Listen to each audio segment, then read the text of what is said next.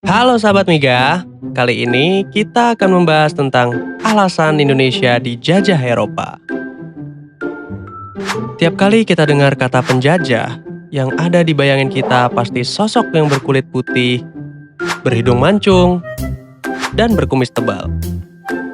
Ya, karena 5 dari 6 diantaranya memang berasal dari benua Eropa. Tapi pertanyaannya, kenapa kebanyakan bangsa Eropa nyatanya menjajah bahkan hampir seluruh dunia, dan kenapa bukan kita yang menjajah? Oke, kita mulai jawabannya ya, dengan mundur lebih dari 500 tahun ke belakang. Jadi, ceritanya semua hidup tenang.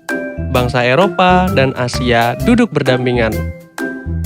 Pasokan rempah yang dikirim pedagang lewat jalur sutra pun lancar jaya.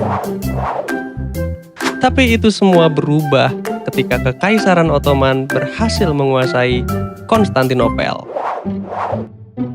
Akibatnya jalur perdagangan pun ditutup dan membuat Portugis, Belanda, dan kawan sesama Eropanya pun gelagapan karena kehilangan pasokan rempah-rempah yang mereka cintai.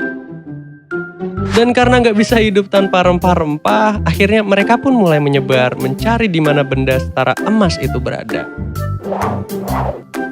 Era kolonialisme pun dimulai, dan sisanya adalah sejarah. Tapi itu nggak menjawab pertanyaan kenapa bangsa Eropa, kenapa bukan bangsa lainnya. Dan bukan cuma ngejajah Nusantara, tapi mereka juga pernah menguasai hampir satu dunia. Lihat saja dari ratusan negara di dunia, cuma ada 5 negara yang tidak pernah diduduki atau dikuasai oleh benua biru itu. Kalau disimpulkan, ternyata dari banyak faktor lainnya, bisa dibilang ada satu dugaan penyebab besarnya, yaitu adalah faktor geografis.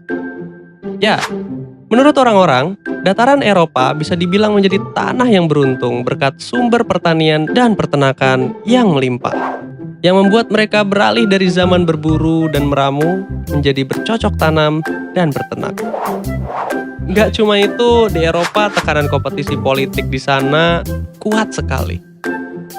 Eropa selalu penuh dengan persaingan-persaingan sengit kerajaan dan penguasa yang membuat teknologi persenjataan berkembang lebih pesat, hingga akhirnya mendominasi dengan mesiu.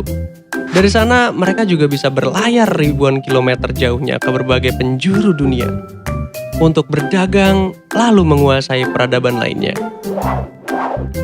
Kalau disimpulkan, nggak kayak Indonesia yang relatif lebih adem ayem, kondisi geografis dan kompetisi politik orang Eropa membuat mereka berkembang, menjelajah, dan pada akhirnya menjajah.